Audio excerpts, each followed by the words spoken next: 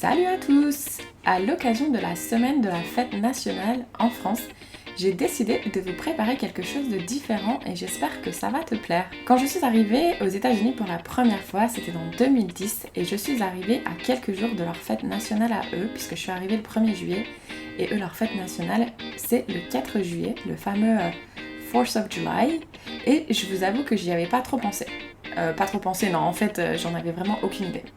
Bref, et pourtant, moi je pense que quand on s'expatrie, peu importe la durée, s'intéresser au pays d'accueil et ses coutumes, c'est certainement le minimum de recherche que l'on devrait faire, ou pas, tout dépend de ta façon de voir les choses.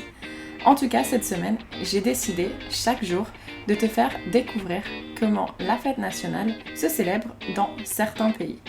Donc je tiens à remercier toutes celles qui ont répondu à mon appel à témoignage sur le compte Instagram de Filles Expat et qui ont bien voulu partager avec moi, mais surtout avec toi, comment cette fête se célèbre et comment elles l'ont vécue.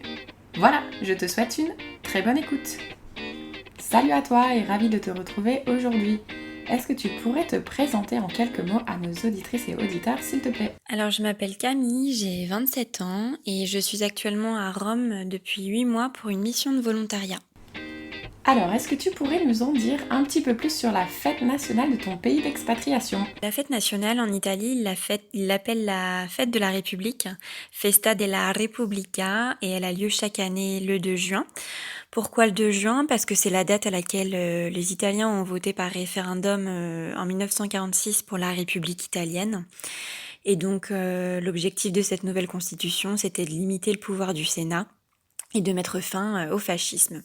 Donc on est passé de la fin d'une monarchie héréditaire à une démocratie, et c'est aussi l'année d'ailleurs où les femmes ont obtenu le droit de vote. En 2021, on a fêté les 75 ans de la République italienne. À Rome, chaque année, il y a un défilé militaire sur la Via dei Fori Imperiali, qui est une ligne droite allant de la Piazza Venezia au Colisée. Bon, malheureusement, cette année, il n'y a pas eu ce défilé militaire à cause des restrictions sanitaires.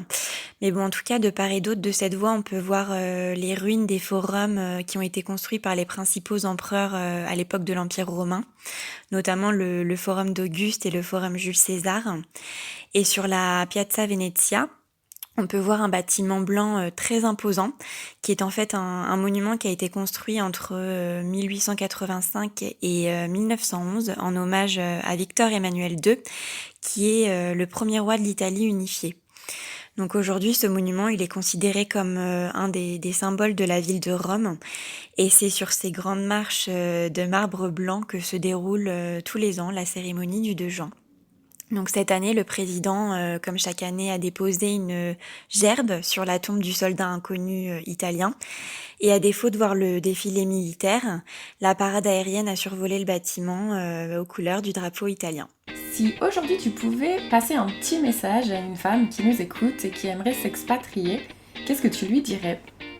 Alors une phrase que j'aimerais dire à une nana qui n'ose pas s'expatrier, ça va rejoindre un petit peu ce dont on avait discuté quand j'avais partagé mon expérience en Arménie, à savoir que des résistances, des peurs et des questionnements, on en a et on en aura toujours.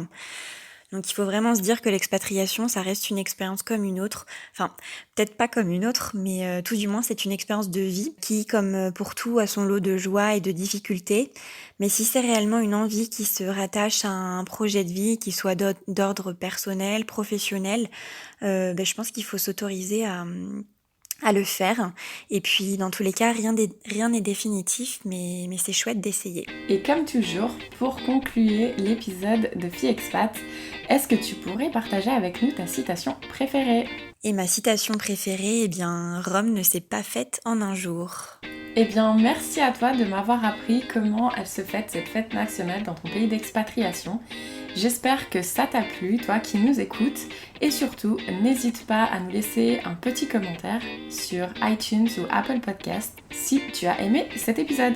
Très bonne journée ou très bonne soirée à toi et j'espère à très vite.